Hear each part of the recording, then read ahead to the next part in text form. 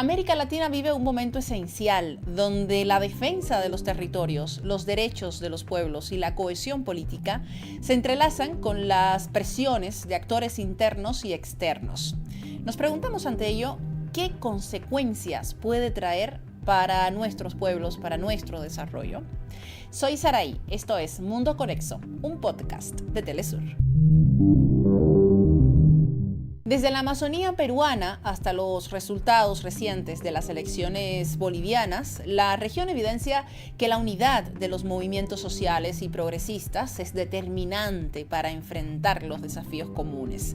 Por ejemplo, en Perú, ¿qué pasa allí? Las comunidades indígenas del distrito de Madre de Dios iniciaron un paro indefinido contra la minería ilegal, denunciando la devastación ambiental y social de sus territorios y la falta de respuesta estatal.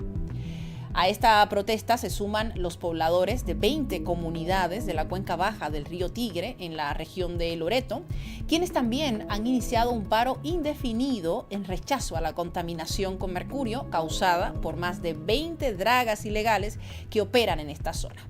Ya sabemos cuál es la respuesta que da la presidenta designada Dina Boluarte cuando manifestaciones se oponen a los intereses de aquellos que le acompañan.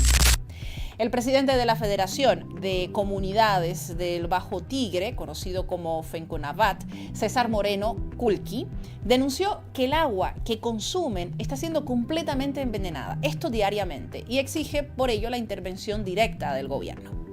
Históricamente, estas comunidades han resistido el extractivismo y han exigido una redistribución justa de las riquezas generadas por sus territorios.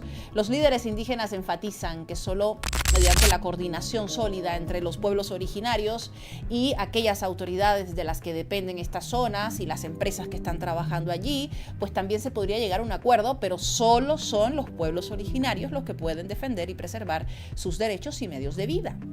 Esto pasa en Perú, pero se replica en casi todo el continente. En Colombia, por otro lado, un país que se ha posicionado para la defensa de la Amazonía, por ejemplo, se celebra la Cumbre de Países Amazónicos, que reúne a autoridades indígenas y representantes de 8 naciones para consolidar acuerdos frente al cambio climático y la protección de la selva. El encuentro también busca fortalecer la cooperación regional y dar continuidad a la Declaración de Belém de 2023, así como a los compromisos de Paramaribo y de Brasilia. Allí se lograron buenos compromisos. El objetivo es que la articulación entre países y comunidades sea clave para proteger la Amazonía y garantizar la sostenibilidad de la región. ¿De qué sirven los compromisos si no los podemos cumplir? Y es que más allá de ello, de los propios compromisos ambientales, la Cumbre de Países Amazónicos también representa una oportunidad vital para consolidar la defensa de los derechos de los pueblos indígenas. Al colocar, analicemos en el centro del debate sus voces, sus modos de vida, sus propuestas y su visión ancestral en esa relación directa y constante con la naturaleza, estos espacios multilaterales pueden y permiten avanzar hacia un modelo de gobernanza que reconozca el papel fundamental que tienen las comunidades originarias en la protección del bioma amazónico, uno de los pulmones más importantes del mundo. Y si hablamos de derecho de los pueblos indígenas, si hablamos sobre reconocimientos y victorias, es sin duda Bolivia uno de los ejemplos más importantes en esta línea. Y es que pareciera que, según los expertos, estas victorias se podrían encontrar en un gran riesgo ante los resultados obtenidos luego de las últimas elecciones presidenciales ocurridas este 17 de agosto. Allí las consecuencias de la división interna en los movimientos progresistas, en los movimientos de izquierda, pues dieron como resultado, con un 90.3% de los votos escrutados, la fragmentación de la izquierda, lo cual ha permitido que avancen las fuerzas de derecha, sumando casi el 60% de los sufragios. Hablo de Rodrigo Paz Pereira, del PDC, y de Jorge Tuto Quiroga, de la Alianza Libre.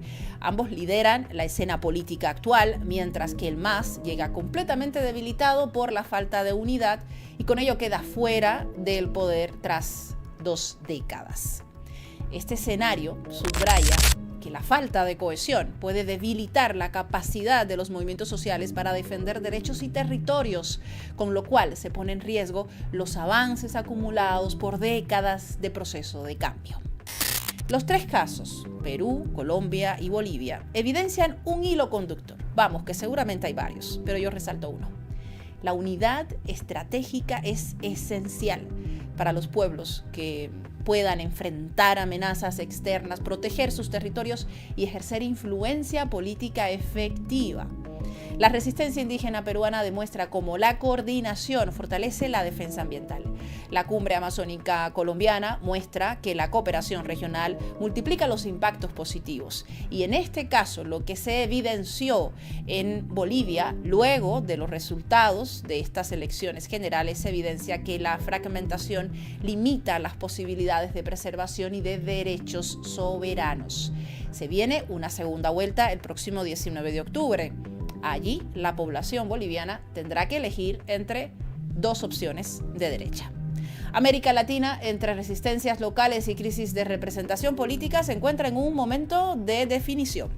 ¿Lograrán los pueblos originarios y los movimientos progresistas sociales reconstruir esa unidad necesaria para proteger la tierra por un lado, la cultura por otro, los avances sociales y políticos frente a las crecientes amenazas internas y externas? Tomen en cuenta todo lo que necesitan los de arriba, los del otro lado de nuestro continente. Recursos naturales, el agua, el litio. Y es que la unidad no implica la desaparición de las diferencias, sino la construcción de consensos amplios en torno a principios compartidos. La soberanía, una justicia social, la autodeterminación de los pueblos y el respeto a la naturaleza. Solo una articulación, dicen, sólida entre movimientos sociales y comunidades indígenas y fuerzas políticas comprometidas podrían resistir dicha fragmentación y abrir un camino hacia un futuro digno. Y es que la historia reciente lo demuestra con claridad. Divididos los pueblos pierden, unidos transforman. Soy Saraí, esto fue Mundo Conexo, un podcast de Telesur.